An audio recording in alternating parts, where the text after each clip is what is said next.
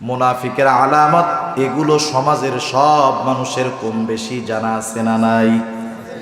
নবীজি বলেন, 1 নাম্বার মুনাফিকের আলামত ইদা হাদ্দাসা কাযাবা, যখন কথা বলে মিথ্যা কথা বলে, ইদা ওয়াদা আখলাফা, যখন ওয়াদা করে ওয়াদা খেলাফ করে, ইদা তুমিনা খানা, তার কাছে আমানত রাখলে আমানতের খেয়ানত করে। আর এক হাদিসে আরেকটা বাড়ায় আসছে, ওয়া ইদা তাখাসামা ফাজারা, তার সাথে যখন কারো ঝগড়া হয়, তর্ক বিতর্ক হয়, সে অশ্লীল মন্দ বকাঝকা করে। বলেন তো এই 4 আলামত কার আলামত? আর একটু জোরে কর না, কার?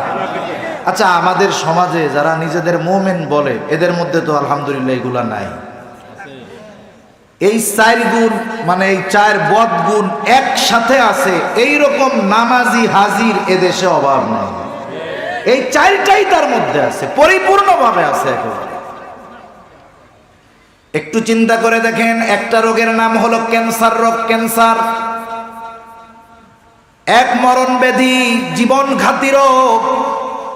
ক্যান্সার সে তো আলামত প্রকাশ করে তখন যখন ক্যান্সার থেকে সুস্থ হওয়া কঠিন হয়ে যায়।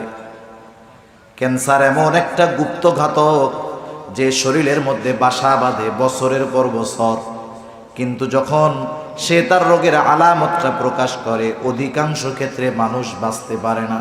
এমন এক জঘন্য ব্যাধি। ক্যান্সার যদি কারো মধ্যে থাকে, ক্যান্সারের আলামত কারো মধ্যে যদি থাকে, হয়তো সে মারা যাবে। কিন্তু সে যদি ঈমান নিয়ে মরতে পারে, বলেন তো ক্যান্সার রোগে মরার কারণে আল্লাহ তাআলা তাকে জাহান্নামে দিবে নাকি? জাহান্নামে তাকে দিবে না। আল্লাহ তাআলা চাইলেই তাকে মাফ করে দিতে পারে। এই ক্যান্সারের জীবাণু জীবন ধ্বংসের কারণ হয়। মুনাফিকের আলামতগুলো এক ধরনের জীবাণু, এটা জীবন ধ্বংস করে না ঠিক, কিন্তু মুনাফিকের আলামতগুলো মানুষের ঈমান ধ্বংস করে দেয়। ঈমান ধ্বংস করে দেয় মুনাফিকের আলামতগুলো। সেজন্য এগুলো যদি আমাদের মধ্যে থাকে, আমরা বাহির করে ফেলবো। কারণ মুনাফিকের আলামতগুলোর মধ্যে অন্যতম একটা আলামত আমানতের খেয়ানত করা। রাসূল আকরাম সাল্লাল্লাহু আলাইহি ওয়াসাল্লাম শুধু নিজে বলেন নাই যে যার মধ্যে আমানতদারিতা নাই তার ঈমান নাই, এই ওয়াজ করেই নবীজি শেষ করেন নাই। বরং আমার আপনার নবী আমানতদারিতার সর্ব উৎকৃষ্ট সর্ব উত্তম উপমা উদাহরণ আমাদের জন্য রেখে গিয়েছেন।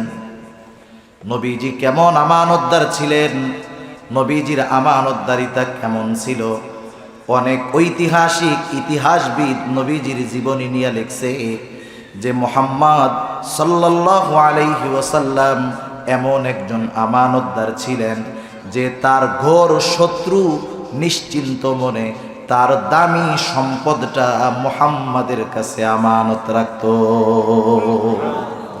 তার ঘোর শত্রু এ ব্যাপারে সুনিশ্চিত ছিল যে আমি মুহাম্মাদের যত বিরোধিতা করি না কেন, সে কখনোই এই বিরোধিতার কারণে আমার গচ্ছিত সম্পদ যেটা তার কাছে রেখেছি, এই সম্পদ সে ধ্বংস করবে না, খেয়ানত করবে না। এ বিশ্বাস মক্কার কাফেরদের অন্তরে 100% ছিল।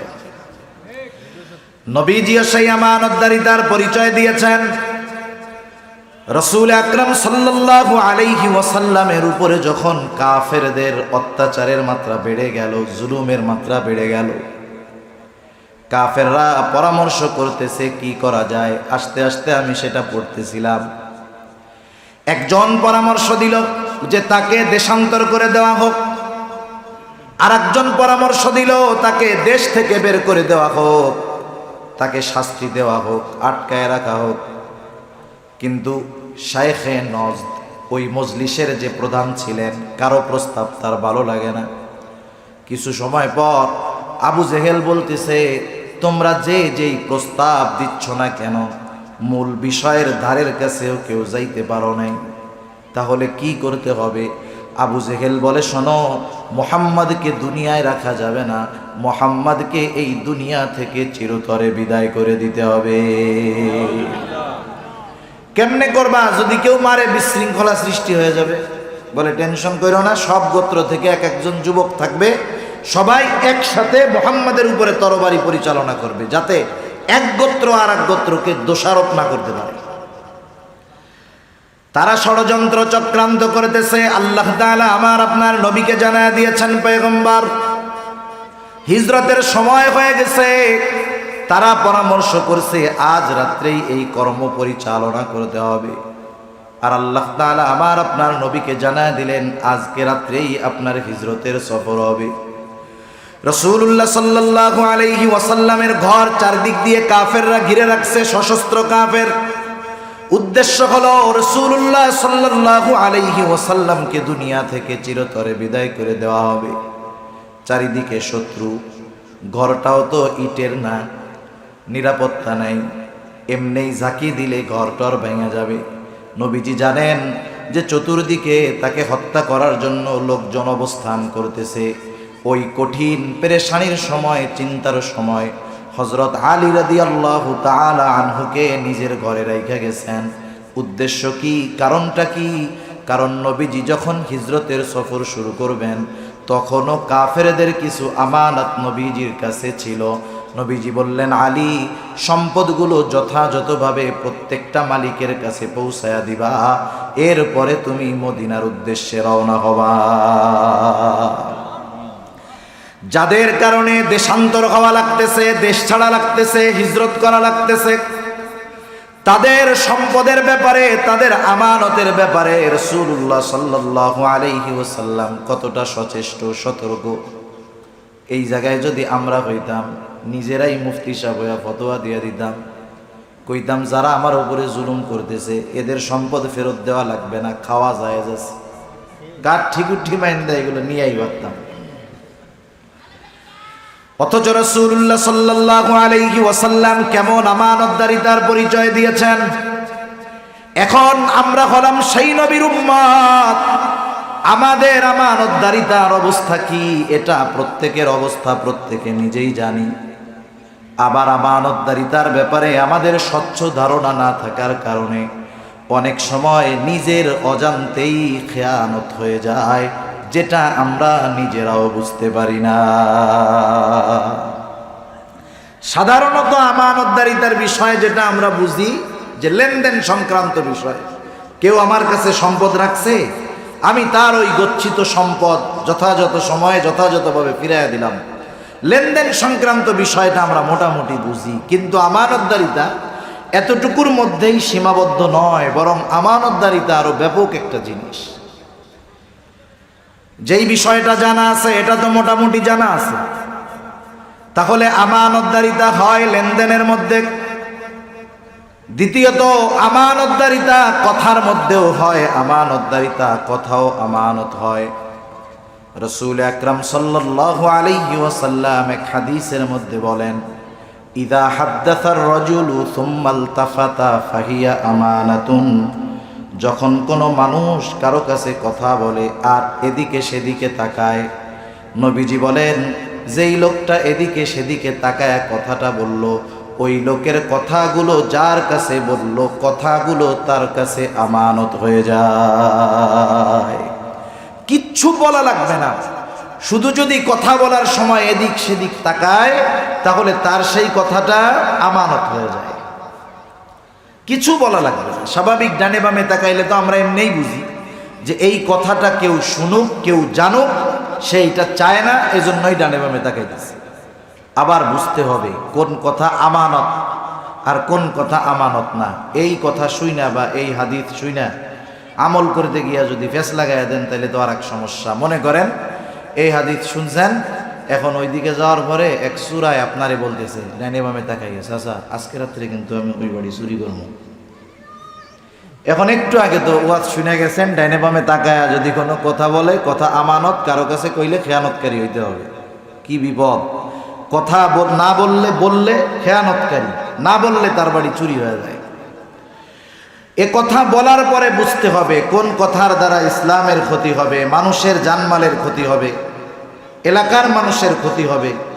ওই কথাগুলো আমানত নয়, বরং ওই কথাগুলো বলে দেওয়াই উচিত এবং দরকার। মানুষ সাধারণত মানুষের কাছে নিজের ব্যক্তিগত কিছু বিষয়ের কথা বলে, যে বিষয়গুলোর সাথে, যে কথাগুলোর সাথে তার সম্মান অন্যান্য বিষয় সম্পৃক্ত থাকে, সেই কথাগুলো হেফাজত রাখার দরকার। কিন্তু আফসোস, আমাদের অভ্যাসের পরিপূর্ণ ব্যতিক্রম। এই অভ্যাসটা আওয়াম হোক আর হুজুর হোক আর আলেম হোক তা না, সকলের মধ্যেই কম বেশি আছে। মনে করেন আমি আমারে দিয়েই কই, একজন লোক এসে আমার কাছে বলতেছে, হুজুর এই কথাটা আপনাকে বললাম, আপনাকে খুব বিশ্বাস করি, আপনার পরামর্শ পাওয়ার জন্য আপনার কাছে বললাম, হুজুর আপনি আর কারো কাছে বইলেন না। এই যে বলল আর কারো কাছে বইলেন না, লোকটা নিজের মাথায় নিজে লাঠি দিয়া বাড়ি মারলো। আমার পেটের মধ্যে এখন বদ হজম হইতেছে, কথা আর হজম হয় না। পেটে যদি খাইয়া পেট খারাপ হয়, ওষুধ টষুধ খাইলে ক্লিয়ার, কথার বদ হজম, ওষুধ খাইলে যাইব না, যোগ হতে থাকবে। আবার যখন কারো দ্বারা কোনো পাপের কাজের সূচনা হয়, দুনিয়ায় যতদিন চলবে, যতজন করবে, তার আমলনামায় সকলের গুনার অংশ যোগ হতে থাকবে। যেমন আদম আলাইহিস সালামের প্রথম সন্তান হত্যাকারী যে ছিল, কিয়ামত পর্যন্ত যত হত্যা হবে নির্বিচারে, সকল হত্যার গুনার তার আমলনামায় গিয়ে যোগ হবে। কারণ এটা শুরু হয়েছে তার দ্বারা।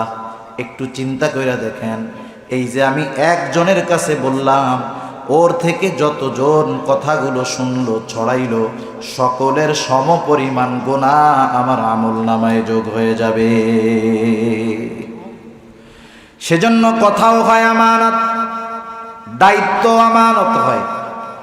ছোট বড়, সরকারি বেসরকারি, সকল ধরনের দায়িত্ব আমানত। এমন এক জামানা ছিল মানুষ যখন দায়িত্ব নিতে চাইতো না। এখন এমন এক জামানা চলতেছে মানুষ দায়িত্ব নেওয়ার জন্য প্রতিযোগিতা করে। সাহাবায়ে কেরাম দায়িত্ব নিতে চাইতেন না। আমাদের কলিজার টুকরা ইমামে আজম আবু হানিফা রহমাতুল্লাহি আলাইহি, খলিফা মনসুর ইমাম আজম আবু হানিফা রহমাতুল্লাহি আলাইহিকে প্রস্তাব দিয়েছে, প্রধান বিচারকের দায়িত্ব গ্রহণ করেন। সকলের সামনে যখন প্রস্তাব দেওয়া হলো, ইমাম আবু হানিফা রহমাতুল্লাহি আলাইহি সাথে সাথে প্রস্তাবটা ফিরাইয়া দিলেন। খলিফাতুল মুসলিমিন খলিফা মনসুর মানুষের সামনে প্রস্তাব দিল, সাথে সাথে প্রস্তাবটা ফিরাইয়া দিল। এটা তার আত্মমর্যাদায় আঘাত লাগছে। এইবার তিনি চাবুক দিয়ে ইমাম আবু হানিফার গায়ে একটা আঘাত করলেন মানুষের সামনে। যখন বাসায় ফিরে গেলেন, খলিফা মনসুরের চাচা বলতেছে, মনসুর কাজটা তুমি ভালো করো নাই, ইমাম আবু হানিফার গায়ে আঘাত করছো, কাজটা ভালো করো নাই, তার কাছে ক্ষমা চাও। মানুষ যখন রাগে থাকে, রাগে প্রচন্ড রাগে যখন থাকে, সে ওই রাগান্বিত অবস্থায় এমন কিছু সিদ্ধান্ত নিয়ে বসে যেটা সুস্থ অবস্থায় সে কল্পনাও করে না। এই জন্য রাগ আসলে কিছু আমল করতে হয়, দাঁড়ানো থাকলে বৈশা পড়তে হয়, ওযু করতে হয়, প্রয়োজনে শুইয়া পড়বেন, দেখবেন অবস্থা পরিবর্তনের কারণে আশা করা যায় রাগটা কমে যাবে। এই যে আমাদের দেশে মাঝে মধ্যে বিবাহ বিচ্ছেদের ঘটনা শোনা যায়, শুনছেন না? শোনা যায়। কেউ কি খুশি হইয়া বউরে তালাক দেয়? জীবনে শুনছেন এরকম যে খুশির ঠেলায় বলছে, যা তোরে দিয়ে দিলাম 14 গোষ্ঠী সহ, পাশে আছে, নিলেই তো হয়ে যায়। এখন শয়তানে কিন্তু হাজির হয়ে গেছে। ওই যে শয়তানে কয়, তুই ইনকাম করে খাওয়াস, মুখে মুখে কথা কয়, দেখছস? বলে আমার যদি লবণ নিয়ে খাওয়া লাগে, তোর বিয়ে করছি কি জন্য? তুই কি রান্না করবি? এইবার মহিলাও তো কষ্ট কম করে না, মহিলাও গরম হয়ে যায়। এবার দুইজনের মধ্যে গরম। এক সময় শয়তান পুরুষ লোকটারে বলে, তোর এখনো যে শক্তি, তোর চেহারাও যে সুন্দর, এরকম 3টা বউ চলে গেলেও তুই আর একটা করতে পারবি, তুই সেটা দেখ। শয়তানের ধোকায় এবার একসাথে 14 গোষ্ঠী ধরে তালাক দিয়া দেয়, আছে না নাই? আর এই ঘটনা যখন ঘটে, আমাদের সমাজের মানুষের অবস্থা কি জানেন? মানুষ চারিদিক ঘিরা ধরে খালি মজা নেয়, মজা। দুইজনে দুই দিকে আলাদা করে বুঝাইলে শেষ, কিন্তু সর্বশেষ সিদ্ধান্তের জন্য আশেপাশের মানুষগুলো অপেক্ষা করতে থাকে। এইবার যখন 14 গোষ্ঠী ধরে তালাক দিছে, পাশের থেকে আর একজন কয়, আব্দুর রহিম কি করছো? বউ তো আর তোমার নাই। এইবার যখন তালাক দেওয়া শেষ, স্ত্রীর সাথে সম্পর্ক শেষ, বলেন তো শয়তান আর আছে নাকি? শয়তান চলে গেছে, নতুন মিশন নিয়ে হাজির হবে। এইবার শয়তান নতুন ওয়াসওয়াসা নিয়ে হাজির হয়েছে। একটু আগে রাগের ঠেলায় তালাক দেওয়াইয়া এখন আইসা ওয়াসওয়াসা দেয়, আব্দুর রহিম তোর 3 ছেলের একটা কিন্তু এখনো মায়ের দুধ খায়। হায় রে, এই বউ যদি চলে যায় তোর সন্তানের কি হবে? কে তোর সন্তানগুলারে লালন পালন করবে? এই যে মুহূর্তের মধ্যে চেঞ্জ হয়ে গেল, কিন্তু রাগ অবস্থায় ছেড়ে দিছে। এই সময় দুনিয়ার মানুষ অনেক ভুল করে ফেলে। হুজুরের কাছে গিয়া বলে, হুজুর আমি তো স্ত্রী ছেড়ে দিয়েছি, 3 তালাক দিয়েছি। কেমনে দিছ? বলে এই বলছি। বলে হুজুর রাগ হইয়া দিছি, ইচ্ছা কইরা দেই নাই। তাইলে মানুষ তো এই কাজটা রাগ হইয়াই করে, খুশি হইয়া কেউ করে নাকি বলেন? তা আমি যে কথা বোঝানোর জন্য বললাম, রাগ অবস্থায় মানুষ এমন কিছু কাজ করতে পারে যেটা সুস্থ অবস্থায় সে কল্পনাও করে না। খলিফা মনসুরের রাগ তখন নাই, চিন্তা করতেছে আহারে কাজটা বড় অন্যায় হয়ে গেছে। কিন্তু সে তো খলিফা, সরাসরি গিয়া ইমাম আবু হানিফার কাছে ক্ষমা চাইবে, তার লজ্জা লাগে। সে তার সবচাইতে বিশ্বস্ত লোকটাকে ইমাম আবু হানিফার কাছে পাঠাবে। বলতেছে শোনো, ইমাম আবু হানিফাকে গিয়ে বলবা খলিফা তার কর্মের জন্য লজ্জিত, আপনার কাছে ক্ষমা চেয়েছে, আপনি ক্ষমা করে দিয়েন।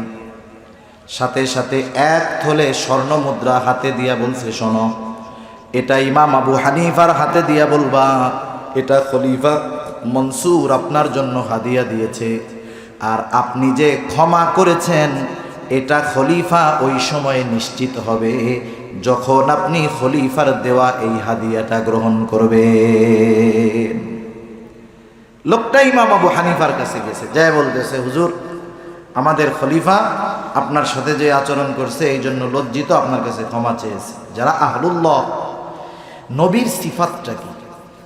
যারা মূলত নবীর ওয়ারিস, নবীর ওয়ারিস যারা, প্রকৃত ওয়ারিস যারা, নবীদের সিফাত গুণাবলীর কিছু অংশ তাদের মধ্যে থাকে, ঠিক কিনা বলেন?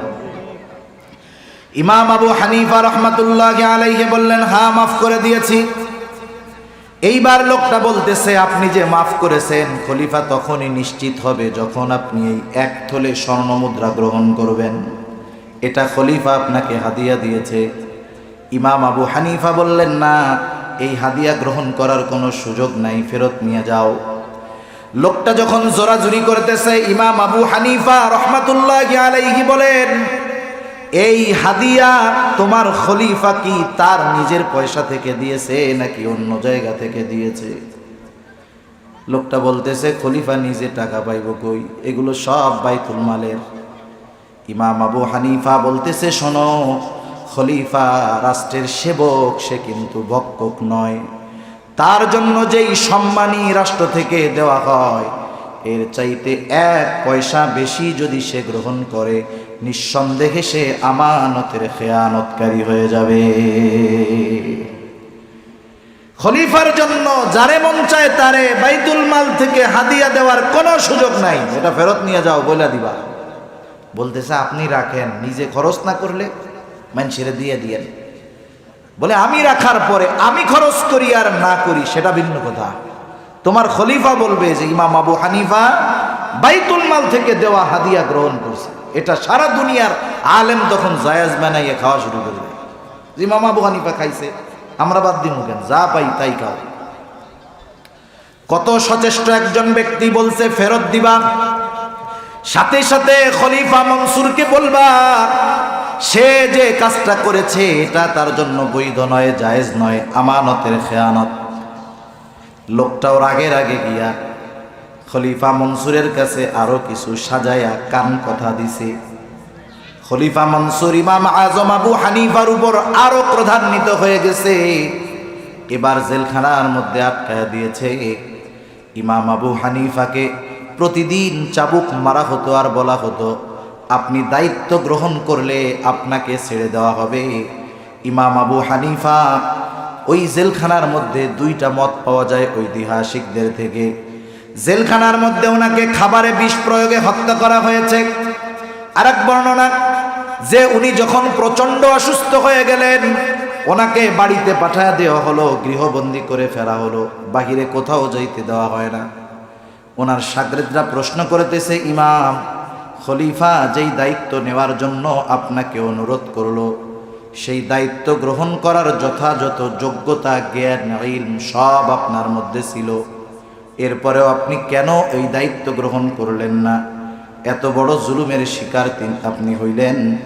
ইমাম আবু হানিফা বললেন, শোনো, ওই দায়িত্ব যখন আমি গ্রহণ করি নাই, কিয়ামতের দিন আল্লাহ তাআলার কাছে ওই দায়িত্বের ব্যাপারে আমাকে জিজ্ঞাসিত হতে হবে না, কিন্তু আমি বিচারকের দায়িত্ব নেবার পর আমার দ্বারা যদি কারো ন্যূনতম হক নষ্ট হইত, কারো প্রতি যদি অবিচার হইত, কিয়ামতের দিন আল্লাহ তাআলার সামনে আমাকে খেয়ানতের বোঝা নিয়ে উপস্থিত হওয়া লাগতো।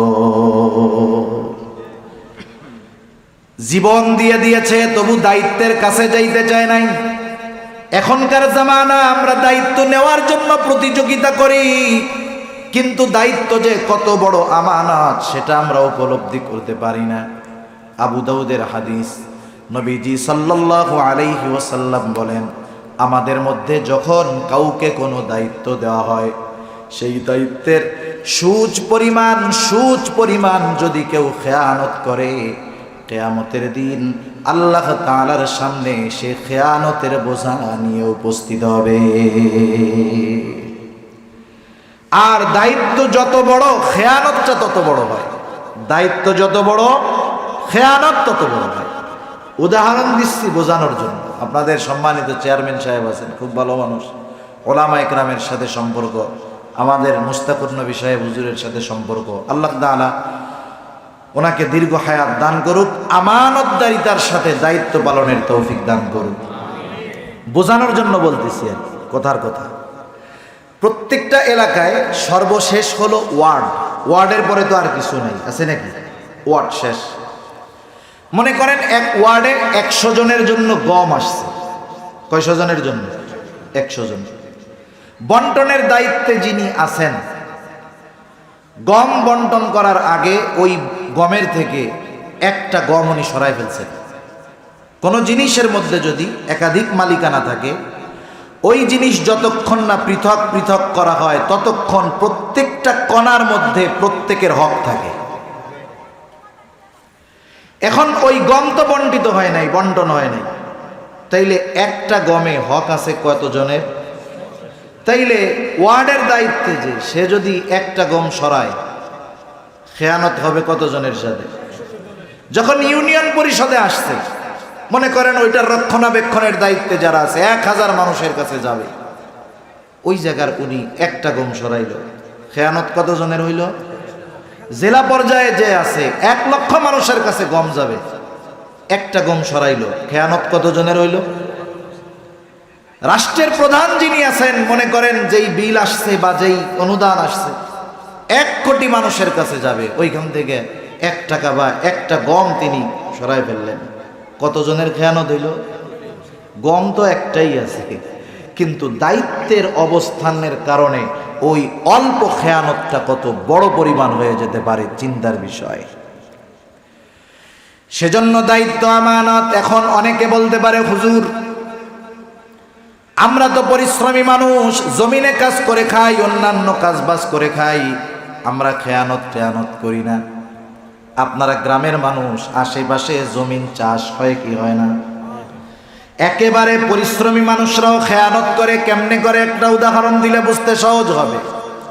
মনে করেন এক লোক ধান লাগাইছে, ধান লাগানোর কিছুদিন পরে কিন্তু ওই ধানের আগাছা পরিষ্কার করার দরকার হয় কি হয় না?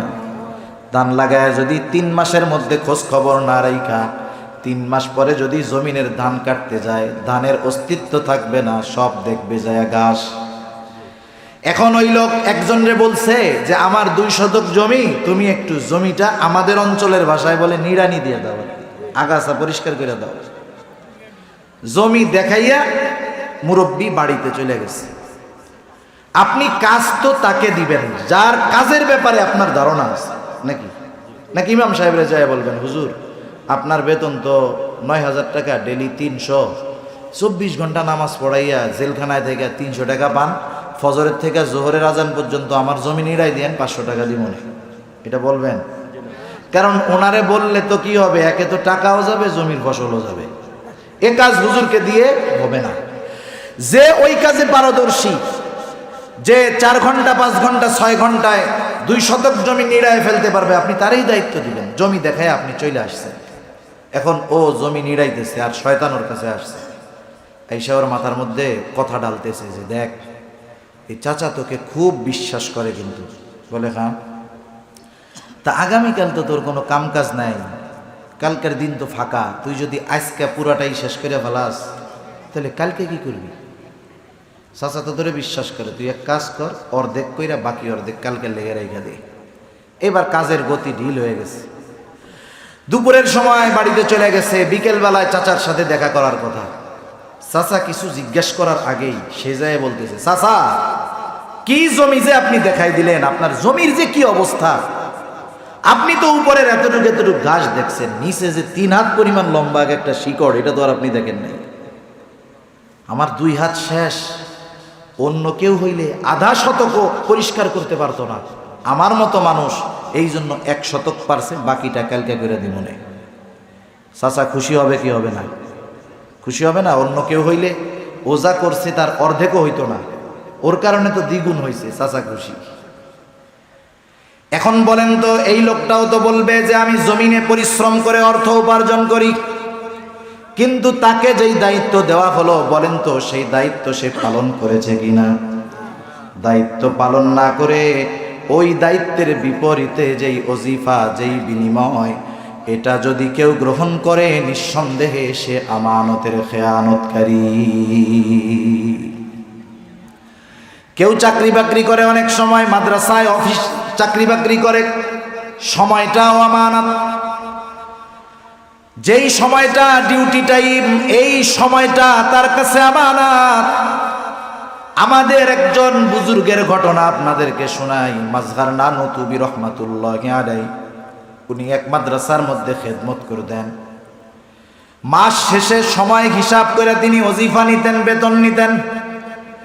ওনাদের মতো আমরা হইতে পারবো না, এটা আমাদের জন্য অসম্ভব বললেও চলে, কিন্তু ওনাদের কথাগুলা শুনলে কমপক্ষে ওনাদের মতো হওয়ার আগ্রহ অন্তরে পয়দা হয়।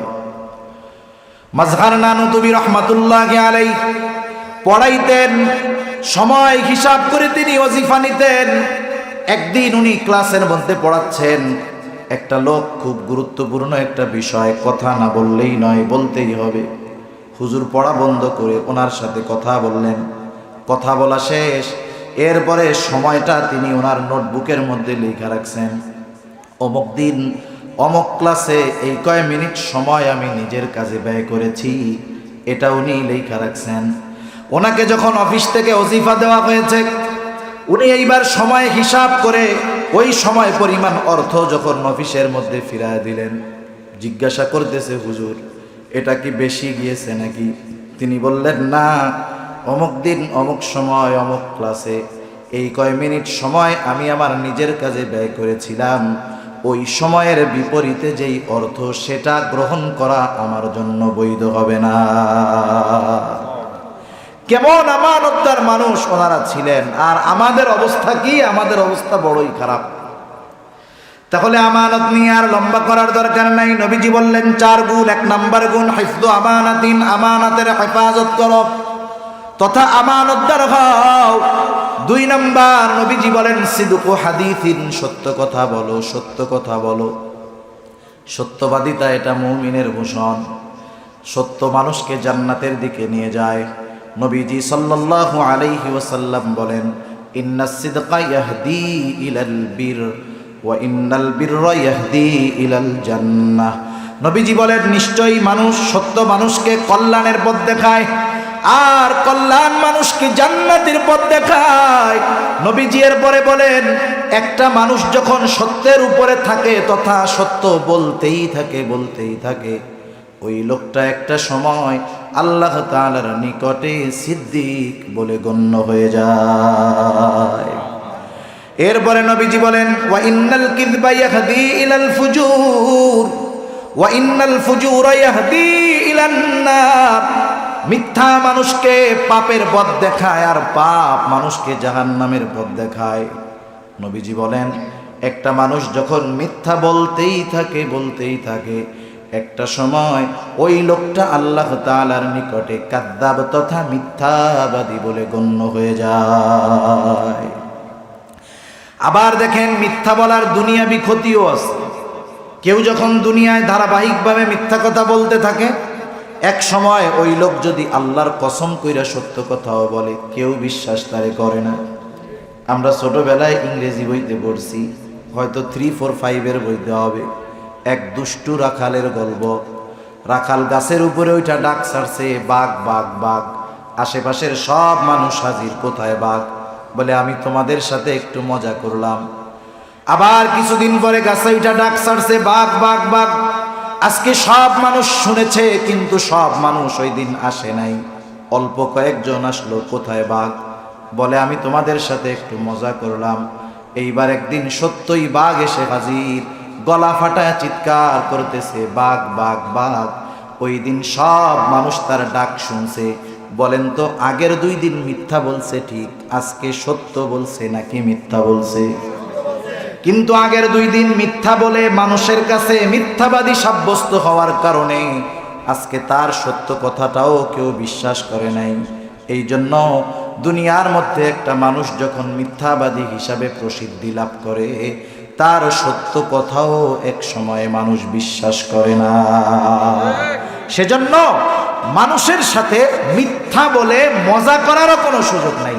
অনেক সময় দেখবেন মানুষ মনে করে মানুষকে মজা দেওয়ার জন্য মনে হয় মিথ্যা কথা বলা যায়, কোনো সুযোগ নাই।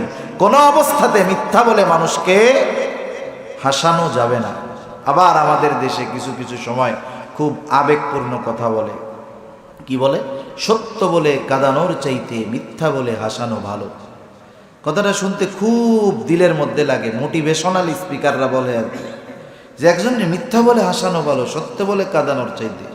এগুলা হলো সব শয়তানের কথা। কার কথা? জোরে বলেন। শয়তানের কথা। আবার মিথ্যা, ছোট বাচ্চাদের সাথেও মিথ্যা কথা বলা যাবে না। অনেক সময় আমরা ছোট বাচ্চাদের সাথে মিথ্যা কথা বলি। আল্লাহ রাসূল সাল্লাল্লাহু আলাইহি ওয়াসাল্লাম মানা করছে। মনে করেন ঘরে যদি ছোট বাচ্চা থাকে, 3-4 বছর বয়স, ওই সময়টা বাচ্চারা বেশি দুষ্টুমি করে, ভাঙবে, এটা পালাবে, এটা করবে। আমি আপনি পুরুষ মানুষ বাইরে থাকি, বাচ্চার জ্বালাতন আমরা কম সহ্য করি। ঘরের মহিলারা কি ঝামেলার মধ্যে থাকে এটা বুঝবেন না। মনে করেন তরকারি রান্না করতেছে চুলার উপরে, উনি একটু বাইরে গেছে, পোলায় সুন্দর মতো পানি ঢেলে বসে রয়েছে, বাটি ধরে চিনি ফাঁকা ওর মধ্যে লবণ ঢেলে ধুয়ে দিচ্ছে। এই যে ছোট বাচ্চারা করে, ছোট বাচ্চারা এই কাজগুলা করে, মা অনেক সময় রাগ হয়ে গেছে। মনে করেন এক বাচ্চা একটা গ্লাসই ভেঙে ফেলছে, মহব্বতের গ্লাস, মা বিবাহের সময় হাদিয়া পাইছিল, গ্লাস যেই ভাঙছে মেজাজ খারাপ হয়ে গেছে। ছোট বাচ্চারা মার মুভমেন্ট, মার মন মানসিকতা এটা বোঝে খুব তাড়াতাড়ি। চোখের দিক তাকায় বুঝতে পারছে কাজ সারা ধুলাই খাইতে হবে, দৌড় দিয়ে দূরে চলে গেছে ছোট বাচ্চা। মা চিন্তা করতেছে, ওরে তো বাইরে থেকে দৌড়ায় ধরে আনা যাবে না। কি বলতেছে? এখন তো গেলি, পরে আসবি না, তখন কিন্তু দিব।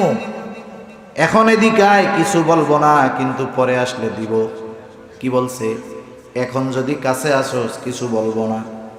বাচ্চা প্রথম মার কথা বিশ্বাস করছে যে পরে আসলে মারবে, এখন গেলে মারবে না। মা এবার বাচ্চারে কাছে পাইয়া এবার ধুমসে দিছে। এইটাই তো করে নাকি? এটাই করে। 1 দিন 2 দিন 3 দিন 4 দিন, এরপরে যদি মা বলে এদিকে আয়, এখন আয়, কিছু বলবো না, পরে আসলে কিন্তু ধোলাই হবে, বাচ্চা বলবে যাবো না, তুমি মিছা কথা কও। একটু চিন্তা কইরা দেখেন, নবীজি বলেন শিশুকালের শিক্ষা হলো পাথরে খোদাই করার মতো। ওই বাচ্চার যদি একবার অন্তরের মধ্যে এই বিশ্বাস পূর্ণরূপে গেঁথে যায় যে আমার মা বাবা আমার সাথে মিথ্যা কথা বলে, ওই ছেলেটা বড় হওয়ার পরেও তার মা বাবার ব্যাপারে এই বিশ্বাস থাকবে। নিজের হাতে সন্তানদের শেষ করে দিতেছি আমরা। রাসূলুল্লাহ সাল্লাল্লাহু আলাইহি ওয়াসাল্লামের কাছে একদিন একজন মহিলা আসছে, সাথে ছোট একটা বাচ্চা। বাচ্চাটা মায়ের হাত থেকে ছুটে দূরে চলে গেছে। মা বারবার ডাকতেছে, ওই বাচ্চা অন্য বাচ্চাদের সাথে খেলায় মগ্ন আসে না।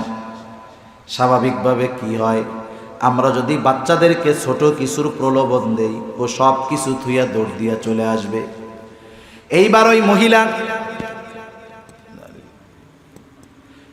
ওই মহিলা হাতের মুখ পাকায়া ছোট বাচ্চার দিকে ইশারা করতেছে যে এদিকে আসো, আসলে তোমারে মজা দিব। বাচ্চাটা সুন্দর মতো দৌড়াইয়া মায়ের কাছে আসছে। এইবার মহিলা হাতের মুষ্টি খুলে বাচ্চার হাতের মধ্যে একটা খেজুর দিয়ে দিল। রহমাতুল্লিল আলামিন নবীজি বিষয়টা খেয়াল করলেন। নবীজি এবার ওই মহিলাকে বললেন, মহিলা, তুমি যদি এই বাচ্চার হাতে কিছু না দিতা, অবশ্যই তুমি মিথ্যাবাদী বলে গণ্য হইতা। সেজন্য সর্বহালতে আমরা মিথ্যার থেকে বাঁচবো। আল্লাহ তৌফিক দান করুন। 3 নাম্বার, নবীজি বলেন ওয়া হুসনু খলিকাতিন, উত্তম চরিত্রের অধিকারী হওয়া। উত্তম চরিত্রের বড় দাম। দুনিয়ায় কেউ যদি তার ক্যারেক্টার খারাপ বানাতে চায়, চরিত্র খারাপ বানাতে চায়, অনেক অর্থের দরকার। ওই যে অনেকে বলে, দেখ ভাই, ভালো হইতে পয়সা লাগে না। উত্তম চরিত্র অর্জন করার জন্য পয়সা লাগে না। উত্তম চরিত্র অর্জন করার জন্য শীতের দিন গভীর রাতে ঠান্ডা পানি দিয়ে ওযু করা লাগে না। কত গুরুত্বপূর্ণ একটি বিষয় এই উত্তম চরিত্র। অথচ এই উত্তম চরিত্রের ব্যাপারে নবীজিকে যখন জিজ্ঞেস করা হলো, আবু হুরায়রা রাদিয়াল্লাহু তাআলা আনহু থেকে বর্ণিত হাদিস, রাসূল আকরাম সাল্লাল্লাহু আলাইহি ওয়াসাল্লামকে জিজ্ঞাসা করা হলো, ইয়া রাসূলুল্লাহ, মিজানের মধ্যে সবচাইতে ওজন হবে কোন আমল? আমল ওজন দেওয়া হবে, গণনা করা হবে না, কত বড় সেটাও দেখা হবে না। নবীজি তখন নামাজের কথা বলেন নাই, রোজার কথা বলেন নাই, হজের কথা বলেন নাই। নবীজি বললেন, শোনো, মিজানের মধ্যে সবচাইতে ওজন হবে যেই আমল, সেটা হলো উত্তম চরিত্র, উত্তম আখলাক। এই আখলাকের অনেক দাম। আর আমরা যদি উত্তম আখলাকওয়ালা হতে চাই, রাসূল আকরাম সাল্লাল্লাহু আলাইহি ওয়াসাল্লামের জীবন আদর্শ আমাদের জানার দরকার আছে না নাই? নবীজির আখলাক তো এমন এক আখলাক, দুনিয়ার যা কিছু প্রয়োজন নবীজির জীবনের দিকে যদি নজর দেই, সব কিছু আমাদের সামনে চলে আসবে। আমাদের নবীজির আখলাক অপূর্ণাঙ্গ আখলাক নয়, বরং পূর্ণাঙ্গ আখলাক। সুবহান। আমার আপনার নবীর আগে যত নবী আসছে, সব নবী উত্তম আখলাক ওয়ালা, কোনো সন্দেহ নাই। কিন্তু আমার আপনার নবী শুধু উত্তম আখলাক ওয়ালা নয়, আমার আপনার নবী হলেন উত্তম আখলাকে পরিপূর্ণতা দান করনেওয়ালা। এই জন্য নবীজি বলেন, ইন্নামা বুইসতু লিউতাম্মিমা মাকারিমাল আখলাক। নবীজি বলেন, আমাকে উত্তম চরিত্রে পরিপূর্ণতা প্রদানার্থে প্রেরণ করা হয়েছে। সেই উত্তম চরিত্রে পরিপূর্ণতা দান করনেওয়ালা নবীর উম্মত আমরা যদি ওই নবীর আখলাককে নিজের জীবনের সাথে ফিট করি, পথচ্যুত পথভ্রষ্ট হওয়ার কোনো সম্ভাবনা নাই। 4 নম্বর, নবীজি বলেন ওয়াইফাতুন ফি তুমাতিন, হালাল খাবার খাওয়া। শুধু খাবারটা হালাল হলে হবে না, ওই হালাল খাবার কেনার উৎসটাও হালাল হতে হবে, কর্মটাও উপার্জনটাও হালাল হতে হবে। কিন্তু আফসোস, আমাদের দেশে অনেক মানুষ খাবারটা হালালের ব্যাপারে সতর্ক, কিন্তু নিজের উপার্জনটা হালাল নাকি হারাম সে ব্যাপারে চিন্তা নাই। একজন ঘুষ খাইছে, ঘুষ কি খাইছে? ঘুষ। ঘুষের টাকা কি গন্ধ? হারাম, কোনো সন্দেহ নাই। সাথে সাথে বান্দার হক জড়িত আছে এই ঘুষের টাকার সাথে। সব হারাম তো আর একরকম না, কিছু হারাম নিজের সাথে সম্পৃক্ত, আল্লাহ চাইলে মাফ করে দিবে।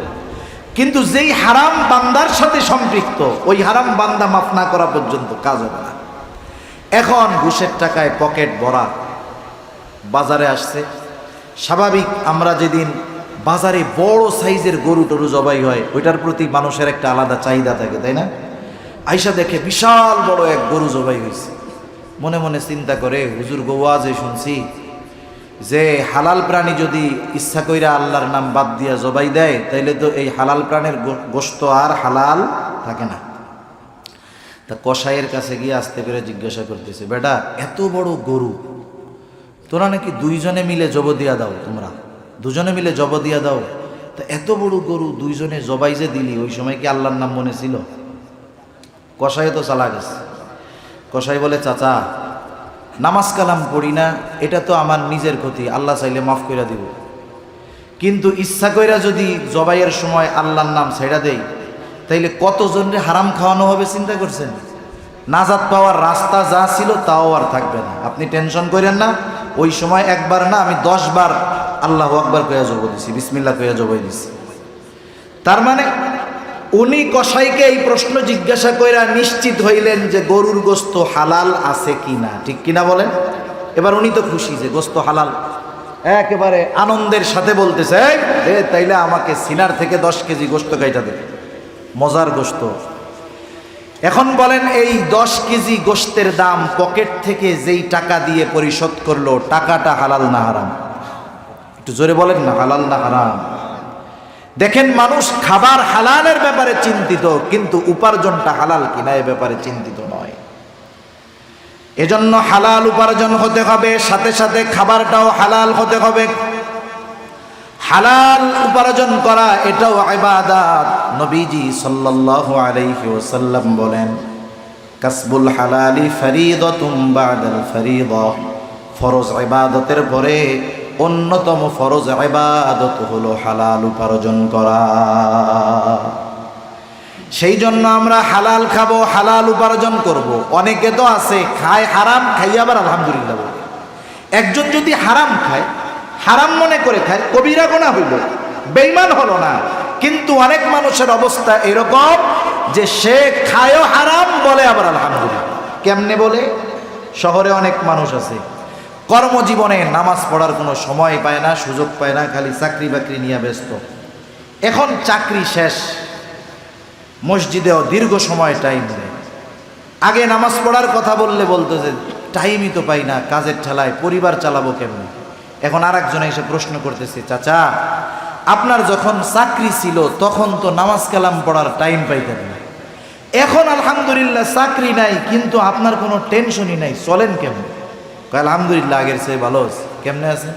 কয় আগে সারা মাস চাকরি করে পাইতাম 25-30 হাজার টাকা, 25-30 হাজার টাকা সারা মাস চাকরি করে পাইতাম, আর এখন টেনশন নাই, চাকরির শেষে 70 লাখ টাকা পাইছি, সোনালী ব্যাংকে ফিক্সড ডিপোজিট করছি, মাসে মাসে চাকরি ছাড়া বৈশাই 50 হাজার টাকা পাই, আলহামদুলিল্লাহ খুব ভালো চলতেছে।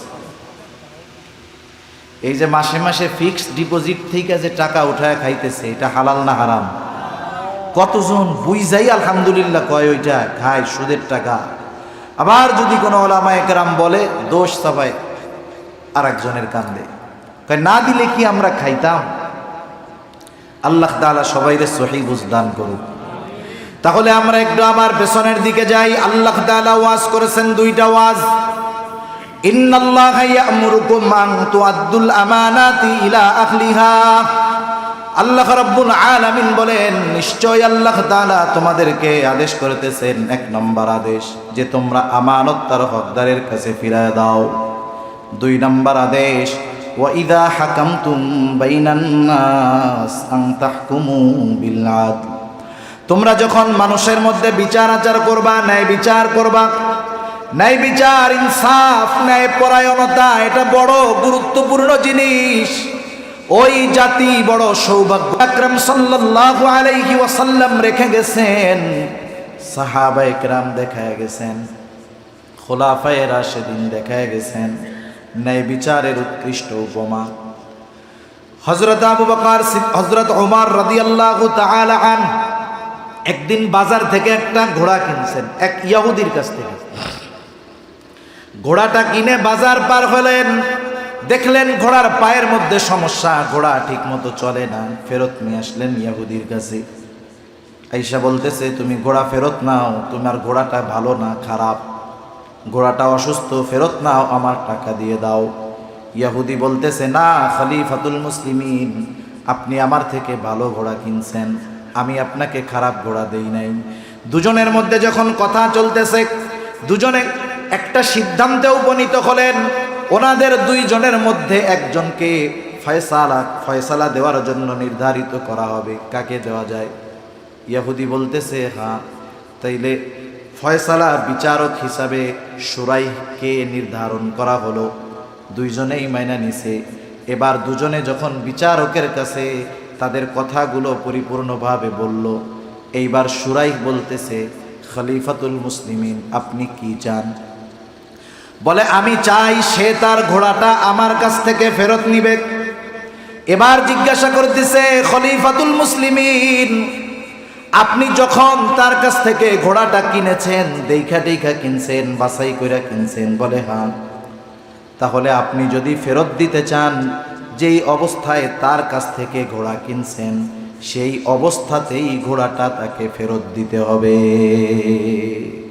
যেহেতু কোনো শর্ত টর্ত নাই, বাইসা টাইসা নিয়ে গেছেন, আপনার হাতে যাওয়ার পরে অসুবিধা দেখা দিয়েছে, দায় আপনার। আপনি যদি ফেরত দিতে চান তাইলে আপনাকে সেই সুস্থ ঘোড়াটাই ফেরত দিতে হবে। একটু চিন্তা করে দেখেন তো, বর্তমান দুনিয়ার কোনো বিচারক যদি ওই দেশের যিনি শাসক তার বিরুদ্ধে এমন রায় দিতেন, তাইলে পরের দিনের সূর্যের আলো তার আর দেখা লাগতো না। কিন্তু হযরত উমর রাদিয়াল্লাহু তাআলা আনহু বলতেছেন হ্যাঁ, এটাই তো ন্যায় বিচার। সাথে সাথে বললেন, যাও যাও, কুফার প্রধান বিচারকের আসন খালি, আগামী দিন থেকে তোমাকে ওই বিচারকের আসনে সমাসীন করা হলো। জামানা তো এইরকম, ওই সময় সততার জন্য পাইত পুরস্কার, এখন সততার জন্য মানুষ পায় তিরস্কার। হযরত আলী রাদিয়াল্লাহু তাআলা আনহু একদিন বাজারে গেছেন। বাজারে গিয়া দেখেন এক আহলে কিতাব তার হারায়া যাওয়া লৌহ বর্মটাকে বিক্রয় করার জন্য বাজারে উঠাইছে। আমাদের দেশে যেমন মাঝে মধ্যে হয়, অনেক জায়গায় আমাদের ঢাকা শহরে জুতা ধুইয়া ঢুকবেন, আবার যদি মসজিদে ঢুইকা আবার যদি বাহিরে জুতাটা নেওয়ার জন্য আসেন, দেখবেন জুতা নাই। 2 দিন পরে আশেপাশের বাজারে খুঁজা দেখবেন আপনার জুতা রং টং করে পুনরায় আবার বিক্রি হইতেছে। হযরত আলী রাদিয়াল্লাহু তাআলা আনহু দেখলেন ওনার হারায়া যাওয়া লৌহ বর্মটা একজন বিক্রি করতেছে। উনি দেখে চিনে ফেলছেন এটা আমার বর্ম। তিনি যা তারে ধরছেন যে তুমি আমার এটা কোথায় পাইছো, আমার এটা চুরি করছো। সে বলে এটা আমার। আলী রাদিয়াল্লাহু তাআলা আনহু বলে আমার। যেহেতু দখলে আছে তার। বিচারকের কাছে চলে গেলেন। এইবার হযরত আলী রাদিয়াল্লাহু তাআলা আনহু বলতেছে লৌহ বর্মটা হারায় গেছে, এই আমার বর্মটা চুরি কইরা বাজারে বিক্রয় করতেছে। বিচারক কাজী শুরাই জিজ্ঞাসা করতেছে, খলিফাতুল মুসলিমিন এই বর্মটা যে আপনার মানলাম, কিন্তু এর পক্ষে সাক্ষী দরকার, আপনার কোনো সাক্ষী আছে নাকি? হযরত আলী রাদিয়াল্লাহু তাআলা আনহু হেসে দিয়ে বললেন না, আমার কোনো সাক্ষী নাই। রায় চলে গেল আহলে কিতাবের পক্ষে। এইবার সে বর্মটা নিয়ে সামনের দিকে চলতেছে, আর হযরত আলী রাদিয়াল্লাহু তাআলা আনহুর সাথে কাজী শুরাই যে কোনো বিষয়ের ব্যাপারে কথা বলতেছে। কিছুদিন যাওয়ার পর ওই আহলে কিতাবের অন্তরের মধ্যে একটা কথা আসলো, আরে বিচারক যদি চাইতো খলিফার পক্ষে রায় দিয়ে দিতে পারতো, আমাকে চোর বানায় ফেলতে পারতো, কিন্তু সে ন্যায় বিচার করলো, খলিফার পক্ষে সে রায় দেয় নাই। ইসলাম কত সুন্দর। লোকটা আবার ফিরে আসছে, কি ব্যাপার? এইবার ওই ইহুদি অথবা খ্রিস্টান সে বলতেছে, খলিফাতুল মুসলিমিন সত্য কথা হলো এই বর্মটা আপনার। আপনি একদিন ঘোড়ায় চড়ে কোথাও যাচ্ছিলেন, এটা পেছনে ছিল, পড়ে গেছে, আপনি ওটা আর খেয়াল করেন নাই। আমি ওটা নিজের ঘরে নিয়ে লোকায়া রেখা পরিষ্কার পরিচ্ছন্ন কইরা বাজারে উঠাইছি বিক্রয় করার জন্য। এটা আপনার, আপনি নিয়ে নেন। সাথে সাথে এই বিষয়টা পরিদর্শন করে দেখে ওই আহলে কিতাব ইসলামের সুশীতল ছায়ায় চলে আসলো। সর্বশেষ একটা হাদিস বলে আমি আমার আলোচনা শেষ করে দিব। রাসূল আকরাম সাল্লাল্লাহু আলাইহি ওয়াসাল্লামের দরবারে এক মহিলার বিচার হবে, চুরির অপরাধে হাত কাটা হবে। সম্ভ্রান্ত বংশ মখজুম গোত্রের একজন মহিলা, তার হাত কাটা হবে চুরির অপরাধে। সাহাবায়ে কেরাম চিন্তিত হয়ে গেছেন যদি এই মহিলার হাত কাটা হয়, ইসলাম বিদ্বেষী কাফেররা তিরস্কার করবে, খোঁটা দিবে, দেখ এই বংশের মধ্যে মহিলা চোর। রাসূলুল্লাহ সাল্লাল্লাহু আলাইহি ওয়াসাল্লামের কাছে এই মহিলার জন্য সুপারিশ করা দরকার। কে যাবে সুপারিশ করতে? ওসামা বিন যায়েদ রাদিয়াল্লাহু তাআলা আনহু, ছোট বাচ্চা। সাহাবা একরাম ওকে শিখায়া দিল, ওনাকে শিখায়া দিল, যাও তোমার নানার কাছে গিয়ে বলবা, নানা চুরির অপরাধে যেই মহিলার হাত কাটা হবে সেই মহিলা হলো মখজুম গোত্রের মহিলা। ছোট বাচ্চা যা শিখায়া দিছে ঘরে গিয়া তাই বলছে। নবীজি সাল্লাল্লাহু আলাইহি ওয়াসাল্লাম বুঝতে পারলেন এটা ওর নিজের কথা না, কেউ তাকে শিখায়া দিছে। নবীজি হুজরা থেকে বের হলেন। নবীজি বললেন, তোমরা কি এমন বিষয়ের জন্য সুপারিশ করতেছ যেই বিষয়ের সিদ্ধান্ত আল্লাহ তাআলা দিয়েছেন? নবীজি সাল্লাল্লাহু আলাইহি ওয়াসাল্লাম এবার সাহাবাদের সামনে খুতবা দিলেন। নবীজি বললেন, শোনো, তোমাদের পূর্বে আল্লাহ তাআলা অনেক জাতিকে ধ্বংস করে দিয়েছেন এই কারণে যে তাদের মধ্যে যখন কোনো সম্ভ্রান্ত ব্যক্তি চুরির অপরাধে আটক হইত তাকে ছেড়ে দেওয়া হতো, আর যখন দুর্বল মানুষ চুরির অপরাধে আটক হতো তার উপরে শাস্তি কার্যকর করা হতো। এই কারণে তোমাদের পূর্বে বহুত জাতিকে আল্লাহ তাআলা লাঞ্ছিত করেছেন।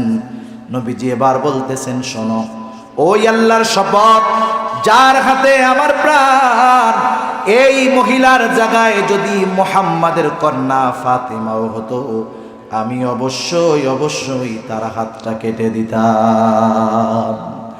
রাসূল আকরাম সাল্লাল্লাহু আলাইহি ওয়াসাল্লাম ন্যায় বিচারের এমন উপমা আমাদের জন্য রেখে গিয়েছেন। আফসোস, ওই ধরনের ন্যায় বিচার কল্পনাতীত। এই দুনিয়ায় ওই ধরনের ন্যায় বিচার পাওয়ার আশা করাও অসম্ভব, ঠিক কিনা বলেন? কিন্তু এই দুইটা জিনিস যদি আমাদের মধ্যে চলে আসে, আমানতদারিতা সাথে সাথে ইনসাফ, ন্যায় বিচার, এ দুনিয়ার মধ্যে শান্তির বাতাস প্রবাহিত হবে। এজন্যই আল্লাহ তাআলা এই দুইটা বিষয়কে সুন্দর ওয়াজ বলেছেন, ইন্নাল্লাহা নি'ম্মা ইয়াইদুকুম বি। নিশ্চয়ই আল্লাহ তাআলা কতই না সুন্দর ওয়াজ করলেন। সাথে সাথে কেমন যেন আল্লাহ তাআলা আমাদেরকে জানায়া দিলেন, বান্দা এই দুইটা ওয়াজ শুনলা, এখন তোমরা এই দুই বিষয়ের ব্যাপারে কি আলোচনা করো আর কি বলো, আমি আল্লাহ কিন্তু সব শুনি আর দেখি। কারণ কি? ইন্নাল্লাহা কানা সামিআন বাসীরা। নিশ্চয়ই আল্লাহ তাআলা হলেন সর্বশ্রোতা, সর্বদ্রষ্টা। নবীজি সাল্লাল্লাহু আলাইহি ওয়াসাল্লামের অন্যতম দুইটা গুণ কিন্তু এই দুইটা গুণ, আমানতদারিতা আর ইনসাফ, ন্যায় বিচার। আমরা আমাদের প্রত্যেকের অবস্থান থেকে আমানতদার হব এবং প্রত্যেকে ন্যায় বিচারক হব। বিচার যে শুধু আদালতেই বিচারক বিচার করেন তা নয়, অনেক সময় ঘরেও তো আমরা বিচার করি, ঠিক কিনা বলেন? সমাজেও তো বিচার করি। প্রত্যেক জায়গায় আমাদেরকে ন্যায় বিচার করতে হবে। আল্লাহ সুবহানাহু ওয়া তাআলা আমাদের সকলকে এই দুই বিষয়ের গুণ যথাযথভাবে অর্জন করার তৌফিক দান করুন। সকলে বলি আমিন, আরো জোরে বলি আমিন। ওয়া আখিরু দাওয়ানা আনিল হামদুলিল্লাহ। আসতেছে? আচ্ছা, তাহলে দেখেন একটা বিষয় বুঝেন হুজুর আসা পর্যন্ত। এই দুই বিষয় গুরুত্বপূর্ণ বিষয়। এই দুই বিষয়ের অভাব বর্তমান দুনিয়ার মধ্যে আছে। এই ন্যায় বিচার অনেক সময় ঘরের মধ্যেও হয় না। অনেক সময় কি হয় জানেন? দুই সন্তান, এক সন্তানকে মোহাব্বত বেশি কইরা তারে কিছু সম্পদ দিয়া দেয়, আর একজনকে দেয় না। এই যে ন্যায় বিচার করলো না, অবিচার। আমাদের গ্রাম অঞ্চলে অনেক সময় সালিশ হয়, সালিশ বিচার হয়। আপনাদের এদিকে হয় হয় হয় না সালিশ বিচার? দেখবেন অপরাধীরে বলে 50,000 দিস, একেবারে সালিশ জাগার উপরে ঘুরাই দিন। আছে না নাই? এই যে চিন্তা করতেছেন, এই ন্যায় বিচার করলেন না, অবিচার করলেন, কিয়ামতের দিন অবস্থা খারাপ হয়ে যাবে। আল্লাহ তাআলা বলেন, ওয়ালা ইয়াজরিমান্নাকুম শানাআনু কওমিন আলা আল্লা তা'দিলু ই'দিলু হুয়া আকরাবু লিত্তাকওয়া। আল্লাহ তাআলা বলেন, তোমরা কারো প্রতি বিদ্বেষ বশত, শত্রুতা বশত কারো প্রতি অবিচার করো না। যদি বিচার প্রার্থী শত্রুও হয় তার প্রতি যদি কোনো বিদ্বেষও থাকে, আলা আল্লাহ তা'দিলু ই'দিলু, তোমরা তার ব্যাপারে অন্যায় বিচার করো, হুয়া আকরাবুল লিত্তাকওয়া, আর এটা তাকওয়ার অধিক নিকটবর্তী। কিন্তু আফসোস, আজকে এই ন্যায় বিচার দুনিয়া থেকে উঠে গেছে। রাসূলুল্লাহ সাল্লাল্লাহু আলাইহি ওয়াসাল্লাম ন্যায় বিচারের উপমা দেখায় গেছেন, সাহাবায়ে কেরাম ন্যায় বিচারের উপমা রেখে গেছেন, অথচ আফসোস এই ন্যায় বিচার থেকে আমরা দূরে। এজন্য প্রত্যেকের অবস্থান থেকে, ঘরে বাহিরে প্রত্যেক জায়গায় আমরা ন্যায় বিচার প্রতিষ্ঠিত করার চেষ্টা করব, ঠিক কিনা? ইনশাআল্লাহ চেষ্টা করব। সাথে সাথে আমানতদারিতার গুণ আমরা অর্জন করব। আমানতদারিতার আরও অনেক বিষয় ছিল, সংক্ষিপ্ত করেছিলাম। যেমন দেখেন, সন্তান সন্ততি আমানত, সম্পদ আমানত, সম্পদগুলো কিন্তু আমানত। কারণ আল্লাহ তাআলা কোরআনুল কারীমের মধ্যে বলছেন, ইন্নাল্লাহা আশতারা মিনাল মুমিনিনা আনফুসাহুম ওয়া আমওয়ালাহুম বিআন্না লাহুমুল জান্নাহ। আল্লাহ তাআলার সাথে, বান্দার সাথে আল্লাহ তাআলার কেনা বেচা হয়ে গেছে। ইন্নাল্লাহা আশতারা মিনাল মুমিনিনা আনফুসাহুম ওয়া আমওয়ালাহুম বিআন্না লাহুমুল জান্নাহ। আল্লাহ তাআলা মুমিনের সাথে জান্নাতের বিনিময়ে, মুমিনের জানমালের সাথে জান্নাতের বিনিময়ে কেনা বেচা হয়ে গেছে। আমরা যদি জান্নাতের দাবি করি, তাইলে জানমাল আমাদের না। একটা জিনিস মনে রাখতে হবে, আমানতের জিনিস ব্যবহারের অনুমতি নেই। কেউ যদি কোনো জিনিস আমার আপনার কাছে আমানত রাখে, একটা হলো জমা রাখছে, এটা ভিন্ন কথা। আমানতের জিনিস ব্যবহারের অনুমতি নাই। তবে আল্লাহ তাআলা বান্দার প্রতি মেহেরবান।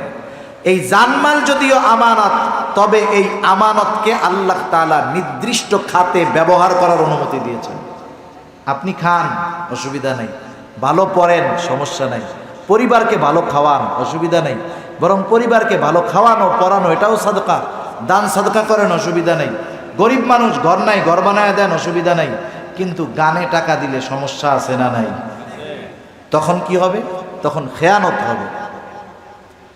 আল্লাহ রাব্বুল আলামিন দয়া করে, মেহেরবানি করে, ভালোবেসে এই আমানতের জিনিস ব্যবহার করার অনুমতি আমাদের দিয়েছেন। এজন্য আমার জান মাল এগুলো এমন কোনো কাজে ব্যবহার করা যাবে না যেই কাজে ব্যবহার করলে গুনাহ হয়, যেই কাজে ব্যবহার করলে খেয়ানত হয়। এগুলো আমাদের খেয়াল রাখতে হবে। সাথে সাথে সন্তান সন্ততি আমানত, সন্তানদেরকে ভালো মানুষ হিসাবে গড়ে তোলার প্রচেষ্টা আমাদের করতে হবে। আল্লাহ তাআলা শুধু একা আমাদের জাহান্নাম থেকে বাঁচতে বলছেন তা না।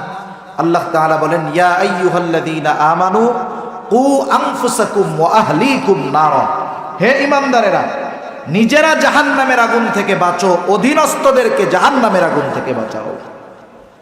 সাহাবায়ে কেরাম জিজ্ঞাসা করতেছে, ইয়া রাসূলুল্লাহ, নিজে তো জাহান্নামের আগুন থেকে বাঁচবো বুঝলাম ঈমান আমলের মাধ্যমে, কিন্তু অধীনস্থদেরকে কেমনে জাহান্নামের আগুন থেকে বাঁচাবো?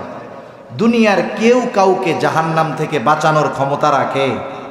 তো জোরে বলেন না, রাখে? আপনাদের ঘুম আসতেছে নাকি? তাকবীর দেন তো, নারায়ে তাকবীর, আরো জোরে নারায়ে তাকবীর।